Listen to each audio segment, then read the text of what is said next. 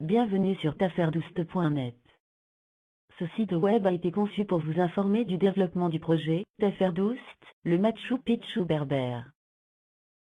Ce projet a pour but de promouvoir un tourisme culturel, avec une approche éco-responsable.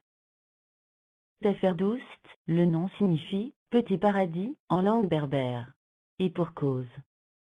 Les superlatifs servant à illustrer sa majestueuse beauté sont innombrables, et rien ne vaut une visite sur place pour admirer ce chef-d'œuvre de la nature, et du génie des hommes, qui ont su vivre en harmonie avec elle, depuis des temps immémoriaux. On reste quoi, lorsqu'on découvre ce village forteresse médiévale, depuis la route qui le surplombe. On dirait un vaisseau de pierre échoué au sommet d'un éperon rocheux. On accède à la cité, par une rampe digne de celle du siège romain de Massada. Ses murs, à l'aplomb des falaises aux roches cyclopéennes, ainsi que l'utilisation de blocs de pierre aux dimensions impressionnantes, lui donnent des allures de Machu Picchu berbère. Les amateurs d'art ne pourront s'empêcher de penser au tableau d'un maître impressionniste.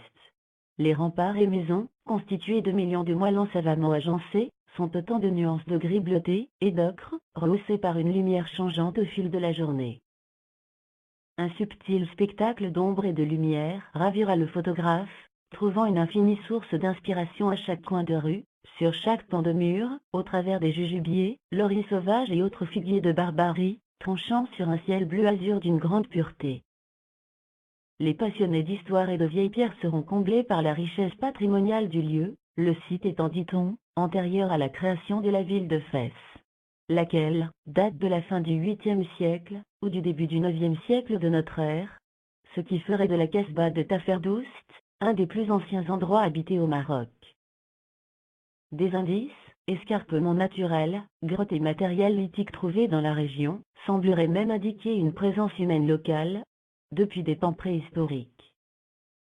De futures recherches permettront sans doute d'avoir une idée plus précise quant à la datation des bâtiments construits sur le site.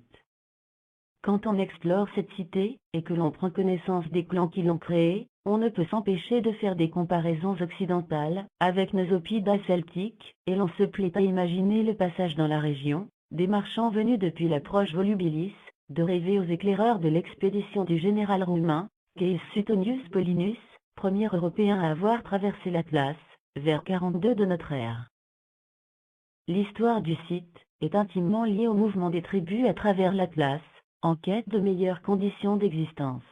Au cours du temps, des alliances ont permis à ces populations de se regrouper afin de défendre leur territoire,